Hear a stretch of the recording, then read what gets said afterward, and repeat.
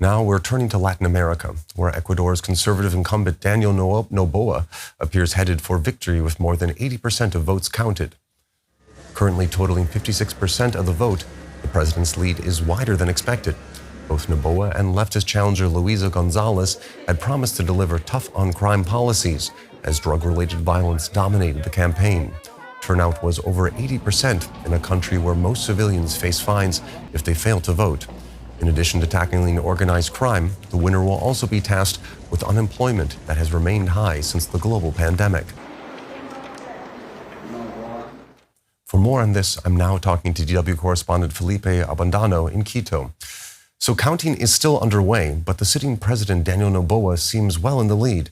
Can his opponent still come back, or has he all but won? Hello, Aaron. No, with only 10% of the votes to be counted, the tendency is going to stay.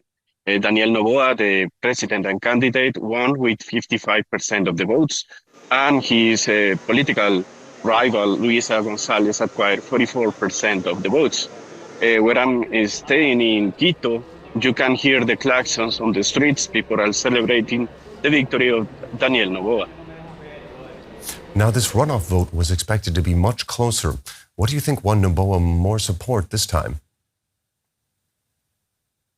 Well, I believe it was the fear that people has of the return of the Correísmo, or the Socialist Party, mostly because of the ex-president Rafael Correa. He's still facing some corruption cases in the country, and people believe that Luisa Gonzalez would try to find a pardon or try to intervene on those cases. Also, when the Socialist Party was in power, they tried to stay longer than expected. They also tried to make a constitution. So there was a lot of fear about Luisa Gonzalez arriving to the presidency. People decided to give Daniel Noboa a second chance.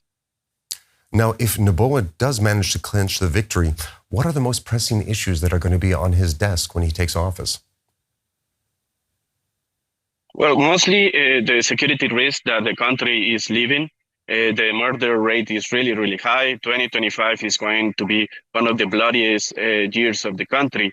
But also, you have to take into account that the economy is struggling. Ecuador is still facing unemployment rates similar to those when COVID was around. And he tried to improve that situation over the year and a half that he has in power, but this didn't happen.